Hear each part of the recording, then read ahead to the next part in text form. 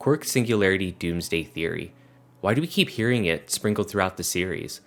What does it have to do with One for All and All for One? And what role does Deku's doctor have to play in all this?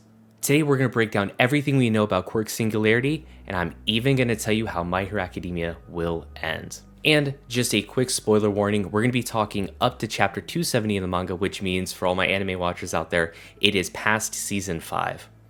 But with that out of the way, let's jump into it. The first time we hear about Quirk Singularity is in episode 80 of the anime. Seiji, the dude with the meatball quirk, during the remedial course arc explains to President Mike why the kids from the elementary school are so much more skilled with their quirks than he was when he was young. And in theory, as quirks evolve this way, eventually humans won't be able to keep up and control them. This causing the collapse of society and dropping the name Quirk Singularity Doomsday Theory for the first time for us. Okay, so here's where things get really interesting. This theory was actually developed by Kyodai Garaki, aka Dr. Ujiko, aka the same doctor that we see in episode 1 telling Deku he does not have a quirk.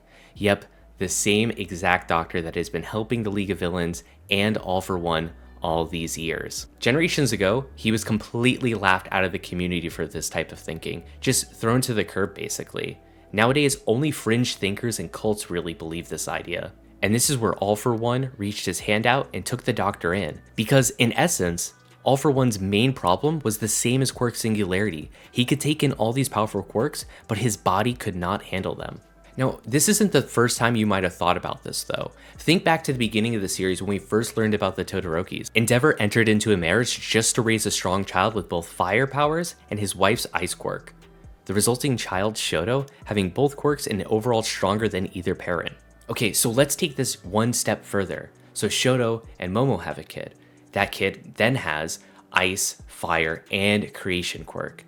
And then that child has another child, and so on and so forth. And you can see from here, it would just start to compound and get out of control to an exponential level. Just think about it. All these kids running around with dozens and dozens of quirks stacked on top of each other, not being able to control them. With Eri as an example, having just one quirk that you can't control would be catastrophic. Imagine having dozens and dozens of powerful quirks stacked on top of each other. So recently in the anime, we heard the first user of One for All tell Deku directly that we were past the point of singularity, presumably meaning this will all come to pass. The proverbial train has left the station at this point.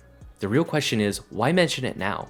Why do we keep hearing about this? With this theory being so intertwined with the first user, One for All for One, and Dr. Ujiko, I believe all this is giving us major hints that this is where the series is going. I mean, why tell us all of this and then just go nowhere with it? Horikoshi isn't one to drop a bunch of hints and then just completely drop a thread.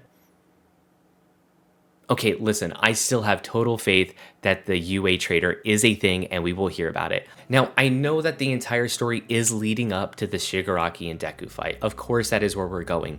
But Quirk Singularity is how we're going to wrap the entire series up. So, how will My Hero Academia end? And how are we even going to solve this problem? Well, I have a few ideas for you. So number 1, Deku acquires and merges All for One and One for All together. And he uses that power to curb quirks a little bit, kind of shaving off the edges.